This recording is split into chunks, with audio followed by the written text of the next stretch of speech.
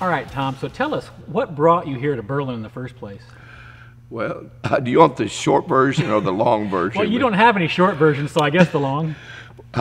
Witness protection program. Oh, there you go. Yeah, No, that's what we figured. I'm just kidding. It really was classic in the country.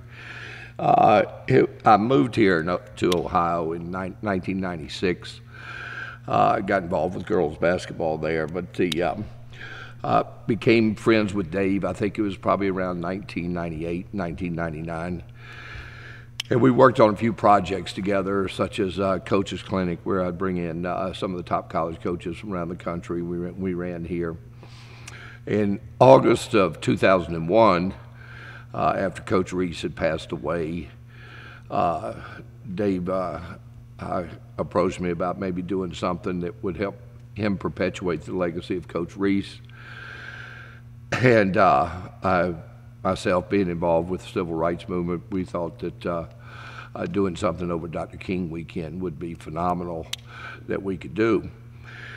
And so, after our first Classic, between Classic 1 and Classic 2, I was traveling up here probably 3 times a month, spending 10 to 12 days a month up here, actually living at what I call the old Deer Hunters Motel. I think I was informed that it's now called the Travelers Inn, and it's been torn down now. It's the only motel I ever stayed in where in the spring and summer they actually put a fly swatter in the room for you. But needless to say, that's just another memory. And what happened was that after Classic 1, it was such a success beyond Dave and mine's wildest dreams that we felt like we could grow this into a national phenomenon and the top high school event in the country, which was originally the goal, but we thought it would take us a little bit of time, but it was going to require both Dave and I to work on the Classic on a daily basis, 365 days a year, both individually and together. And because I was driving up here so much, I was a little bit of a slow learner. It took me 2 years to figure out that we both would be better served, the Classic would be better served if I lived up here in the community. So that's how we ended up getting here to Berlin. Okay. Now, how I got to Ohio is a completely different story, and one we do not have time for. or maybe we can't even tell on this particular style of the show here. All right, Tom, you've been very involved in civil rights from a very young age. Obviously, the passion and conviction is very much a part of your life. Kind of what kind of brought you full circle into battling for civil rights and the celebration of sameness, as you call it? The game of basketball, really. If you look back on it, I grew up in the segregated South, a little town called Cary, North Carolina. Back then, it was like most southern towns. It was a town of 3,000 people, had one stoplight. The tracks divided the town, black side, white side. And then I guess it was 56 was the Brown versus Topeka Board of Education decision, which said separate but equal. And looking back historically, we all know they were separate, but they were not equal. And so with the Civil Rights Act in '64, that forced pretty much the educational system to consolidate schools, but there was a test project that went on prior to consolidation. And that test project originally, I guess it was '65, I would have been entering junior high school. Back in those days, it was 7th, 8th, and 9th grade. And they took several black teachers and put them in the white school, several white teachers put them in the black school just to see how the students would learn from and just sort of ease into the consolidation project. Well, I was fortunate that my junior high coach was a gentleman from St. Aug named Coach George Williams. His nickname is called Pup. Pup's gone on to be pretty big deal. In England, they call him Sir George. In South America, they call him Senor Jorge. And in Africa, they call him, what is it, De Machis, which means the mighty one. Coach Williams is a track and field star back in his day. He was the last man to beat Bob Hayes in the 100-yard dash. He also was the head track and field Olympic coach in 2004 in Athens. And when he was younger, he was my junior high coach. And one of his best friends was Curly Neal, and of Globetrotter fame. And I learned how to handle the basketball from virtually Curly Neal. Got to be pretty good. Well, Coach Williams decided he wanted to take me across the tracks and show his white boy off. I could call Coach Williams today, and he'd call me. He'd say, "White boy, how you doing?" Yeah, I mean, that's just the way it was. And so, as he took me across the tracks, I developed friendships. I experienced, obviously, a different culture that I'd ever been to, and these friendships, as we grew, things just didn't seem right. We would go out to eat, and they couldn't go to the same places that I could go to eat. We'd go in a store, and at that point, I'd noticed I couldn't drink out of their water fountain, they couldn't drink out of mine. Same thing with bathrooms. And so, again, it goes back to everything separate, but really not equal. Yeah. And so, that just didn't set well with me. And by the time I was 16, I was very involved with voter registration drives and this type of thing. Now, down in the segregated South, if you're white and grew up in that era, there was always going to be an incident that come along in your life, and you're going to have to make a decision. And it has to be a split-second decision. Mm-hmm. That are you going to be white or are you going to be right? And I had an incident come along, and my sophomore year in high school, and where it was a food throwing incident in the cafeteria, where in the back left corner of the cafeteria, Penn and Kokomo and a bunch of friends of mine I played ball with, and their sisters were sitting back having lunch, and they were just getting pummeled with food from the cafeteria. And I figured, well, either I'm going to go get pummeled with them or it's going to stop. And so I went back here and asked Penn and them if I could sit there, and obviously it stopped. But from there forward, it was just I sort of got shunned by the white community down there at that time, and just didn't seem right. And the only way to change things in this country is to vote. Mm-hmm. And I understood that at a very young age, and so got very involved with voter registration drives and that type of thing. So obviously basketball is more than just basketball. Oh, yes. I mean, that's obviously something that's very near and dear to your heart. You've brought that love and passion of the game here to Holmes County, to Berlin, Ohio, for Classic in the Country. What are some of your favorite memories that you've experienced from Classic in the Country over the years?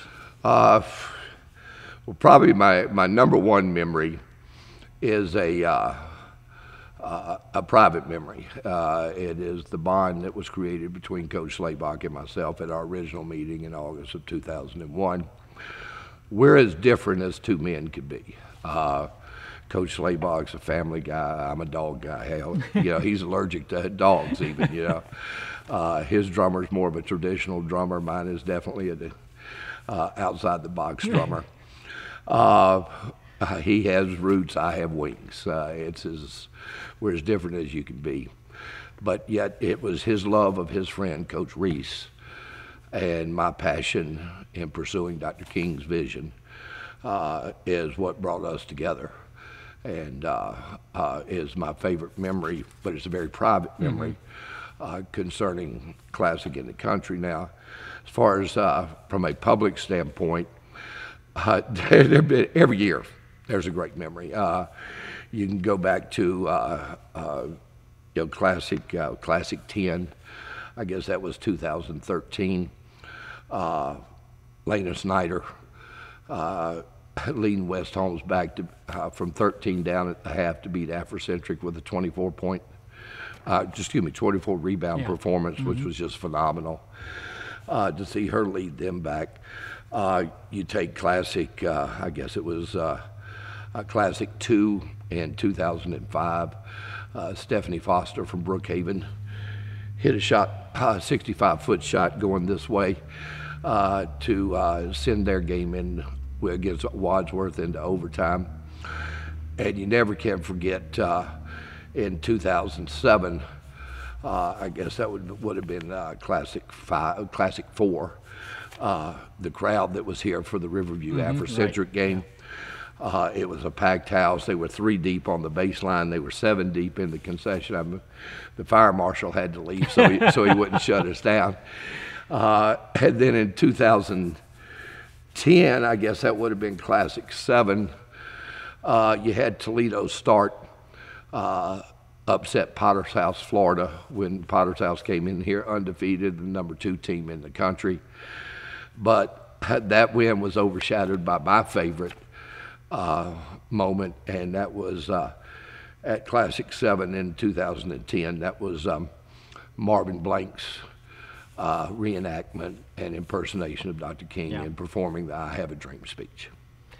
You know, you've experienced a lot here at Classic in the Country, and for those who haven't been here before, they probably won't know that you have the King's Throne chair down on the east side of the gymnasium here, where you sit for the games when you're not out and about, you know, talking to people and things like that.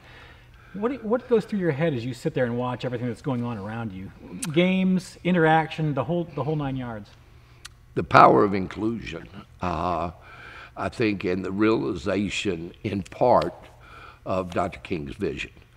I build a file for every Classic every year, and the first thing I ever put in it is captures my thoughts more than anything else. And if I could, I'd like to read it to you. Right ahead.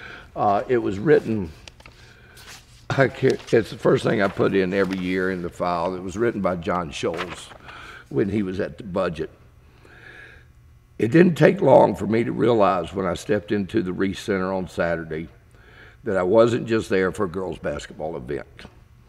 There was a special feeling lingering in the air. And it wasn't the fact that the top girls' basketball squads in the state congregated for a weekend-long demonstration of their talent. It was a celebration, not for basketball, but for 2 men, Dr. Martin Luther King Jr. and Perry Reese Jr. Thousands of people walked through the gates of the Reese Center, not just to watch a ball game, but to remember. Perched high above the crowd in the press box, I watched everyone. I watched as blacks, whites, men, women, and people of various religious backgrounds conversed, laughed, celebrated, and competed together. I also listened. The strange thing is, I heard not one negative comment from the mouths of the spectators. This weekend wasn't about who wins or loses. It was about giving and sharing. The memory of King as well as Reese was entrenched in the event. I left the Reese Center that evening more aware of the contributions of King and Reese than ever. I became more aware of the quality of the 2 men that helped shape this community and this nation. It is through that awareness that one can truly appreciate Classic in the Country and the legacy these men leave behind. That, I couldn't say it any better, and every time I read that, it waters me up. Yeah.